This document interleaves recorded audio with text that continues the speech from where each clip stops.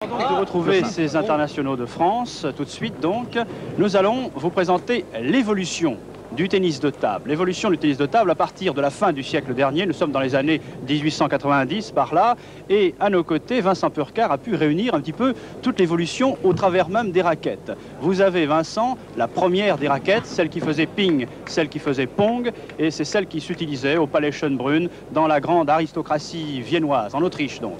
Oui, c'est exact. Disons que c'est une raquette qui date aux alentours de 1890. C'est une raquette, les premières, donc en peau de tambourin. Hein, c'est pour ça qu'effectivement, ça faisait le ping de la table et le pong. Pong, on en ping, pong. Et le nom de ping-pong est venu à cette époque-là. C'est-à-dire qu'avant, ça portait un autre nom. Il y a eu Gossamer, il y a eu ping-pam, il y a eu tout un tas de noms. Et ensuite, après, une fois que cette raquette a été dépassée, on est venu à la raquette tout doucement, à la raquette bois. Alors, la raquette bois, c'est le bois, disons pas de maintenant, mais enfin, c'est un bois simple, un bois net, sans revêtement. De la raquette bois, on est passé après à la raquette papier de verre, parce que le bois n'accrochait pas suffisamment, sa balle glissait, il fallait trouver quelque chose qui accroche. Et donc, c'était le papier de verre. Le papier de verre avait un inconvénient, c'est qu'elle usait énormément les balles. Bien sûr, elles étaient toujours blanches, mais elles étaient usées, on cassait les balles souvent. Alors de là, il y a eu une autre évolution, on est passé à la raquette liège. Et maintenant, le liège, là, effectivement, le rebond était déjà un peu plus rapide, et le bruit s'estompait tout doucement. On atteignait un certain équilibre donc avec la raquette en liège. Et on a joué longtemps, très longtemps, et on en trouve encore d'ailleurs sur les marchés. Ensuite est arrivée la raquette picot. Alors là, ce qu'on appelle la raquette picot, la raquette caoutchouc. Alors là, vous voyez, c'est une raquette qui date de 1935. Elle a appartenu au grand Victor Barna, 27 fois champion du monde en simple, en double mix, par équipe, etc. C'était un très très grand monsieur. Et voilà, c'est la raquette picot. Ça, c'est la raquette picot que l'on trouve encore actuellement. On joue, on a le droit de jouer. Alors, nous sommes à peu près vers quelles années lorsque cette raquette disparaît au bénéfice de la suivante? Bien, elle ne disparaît pas, elle continue, mais les autres arrivent. Oui, c'est-à-dire qu'on a eu la même, mais vous voyez, elle est un peu découpée ici, ce qu'on a appelé la raquette Arma. Elle est armée d'une lamelle d'aluminium, et donc c'était pour éviter justement qu'elle voile, etc. Mais cette raquette-là a été également interdite. On a toujours conservé celle-là, mais celle-là est devenue interdite. Et en 1954 est arrivé un Japonais, Sato. Il s'appelait Sato, il a été champion du monde à Bombay. Il est arrivé avec cette grosse raquette mousse. Alors là, on n'entendait plus du tout le bruit de la balle. Alors ça a fait un tollé général. Tout le monde s'est plaint. Cette raquette a été interdite au bout de 3-4 ans. De nombreux pays l'ont interdite dès le départ, notamment la France. Mais les autres pays ont continué. Et on a eu, c'est là, à cette époque-là, peut-être que la France a perdu et a pris du retard sur le plan international parce qu'on n'a pas voulu employer cette mousse. Et le comité international s'est réuni et on a voulu supprimer ça. Mais les Japonais, eux, étaient contre.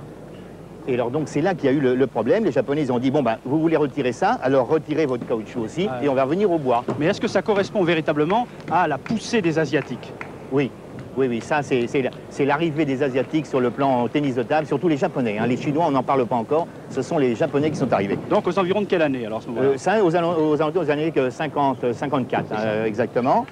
Et donc là, il est tombé un compromis, et le compromis, c'est cette raquette-là. C'est-à-dire, on a dit, on va mettre de la mousse, on va mettre du picot. Alors donc voilà, c'est le compromis de ça. Au lieu de la grosse épaisseur, on met que 2 mm de mousse, et on met le picot par-dessus.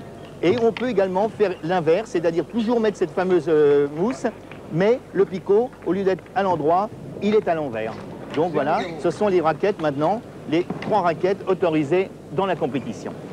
Et ensuite, les Asiatiques ont amené ce qu'on appelle le tospin, la fameuse raquette qui accroche, qui accroche énormément, qui met beaucoup de rotation.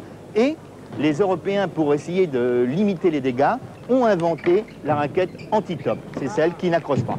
Elle n'accroche pas, donc on recevait pas d'effet, on remettait pas d'effet. Et l'évolution, toujours, les Chinois sont arrivés avec un nouveau matériau, c'est ce qu'on a appelé le spaghetti. C'était de picot très très très souple. La balle s'enfonçait. Oui. Hein, la balle s'enfonçait, elle repartait comme projetée, mais dans tous les sens, et l'effet était difficile. Alors, il a fallu, du fait que les deux revêtements étaient de la même couleur, la nouvelle réglementation qui date de l'année dernière, on a dit maintenant pour éviter ces problèmes, parce que les Chinois tournaient la raquette, un coup là, mais de loin, on ne se rendait pas compte de quel côté ils prenaient, si c'était du côté lisse ou du côté picot, et on est venu à la nouvelle réglementation en disant il faut maintenant prendre des raquettes avec deux phases de différentes couleurs. Donc on a maintenant des raquettes du côté, voilà, ça c'est la raquette picot, des raquettes combi, un côté picot, un côté mousse, un côté lisse, un côté picot. La dernière née, c'est la fameuse colle. C'est une colle que maintenant les joueurs mettent avant chaque match. Ils enduisent la raquette de colle et ils mettent le caoutchouc. Voilà, ils font ça et avant chaque match, on recommence et on joue. Et cette colle-là tient 4 heures. Au bout de 4 heures, il faut à nouveau rechanger la colle. Et c'est une colle qui donne une vitesse à la balle, quelque chose d'inouï. Ça fait un choc terrible. Donc l'évolution de ces dernières années est venue, de ces toutes dernières années, est venue en vérité de la colle. Oui, disons que la colle, du fait que maintenant il y a ces réglementations, un côté rouge, un côté noir ou un côté noir et vert, etc.